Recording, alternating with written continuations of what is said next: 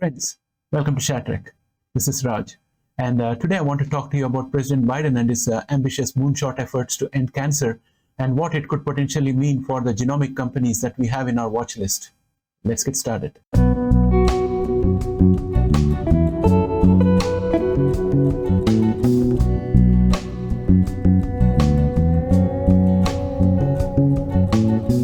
Friends, President John F. Kennedy in 1961 started the initiative of expanding into space, and he inspired the Moonshot, the landing of man on moon, which was earlier thought inconceivable.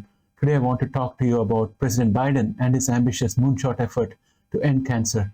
Drawing inspiration from how President Kennedy inspired the Moonshot and got man to set foot on moon for the first time, President Biden is channeling the same ambition towards curing cancer. As investors in genomics, we should be very, very interested to see what this means to the patients as well as the companies in our watch list. It's increasingly looking like the Biden administration is focused on growing biomanufacturing in the US.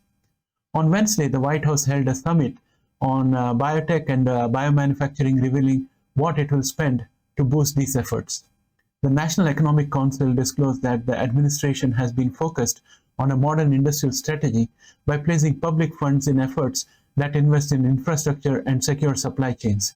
He also said that the focus of the initiative is to increase the domestic active pharmaceutical ingredient manufacturing, called as API, and to limit the dependence on foreign suppliers, as well as increase the domestic manufacturing capacity in general and create more jobs.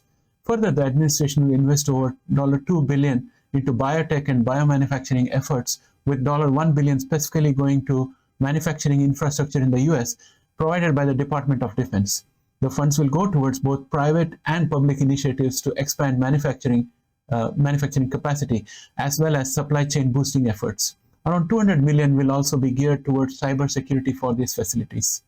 The Department of Defense will also be launching a program to accelerate research for new products, as well as support the creation of bio-based materials for defense supply chains. This effort will receive around $270 million over the next 5 years. It's not that much, but still it is something.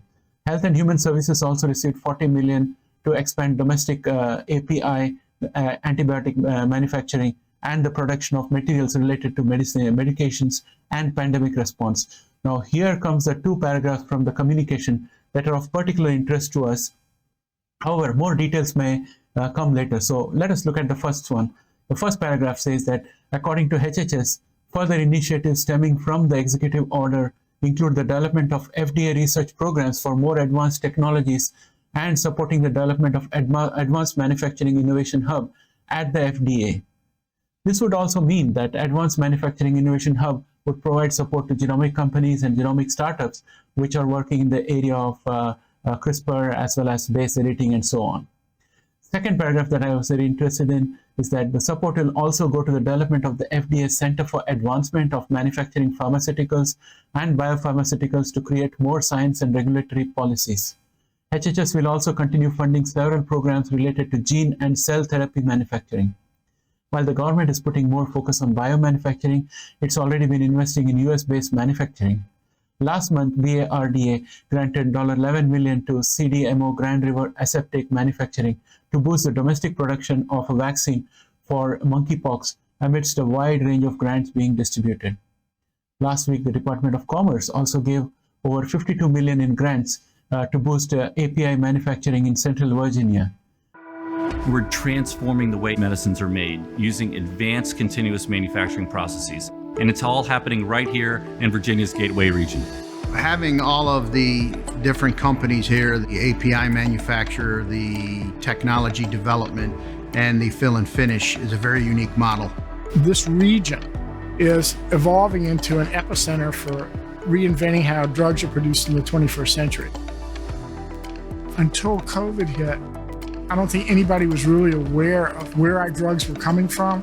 Over 80% of the active pharmaceutical ingredients for the key essential medicines have been offshored. But now it's time to bring production here to Petersburg, Virginia.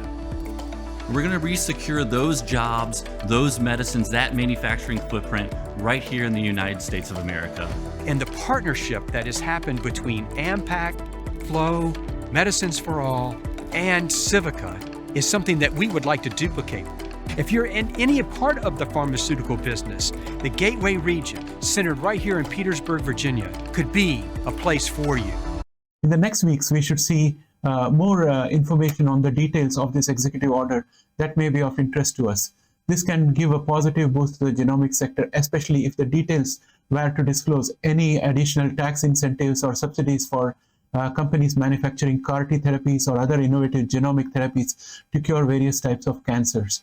My friends, we have to wait and watch what's going to happen, because as with all these huge policies, the details trickle out over a period of time as experts start parsing through the documents and bringing out highlights. So I'll be watching that and bringing you more information on that. But this is definitely another positive for the genomics sector, and many of our companies, which are genomic companies, which are now in a very tight financial environment where they're not able to raise funds easily with the high interest rates and low liquidity. Any measures from the government would likely be a shot in the arm and help us to go further. So with that said, my friends, I'm going to bring this video to an end. I hope you liked what I had to present today. If you liked this video, please do not hesitate to press a like out there, because it helps the channel.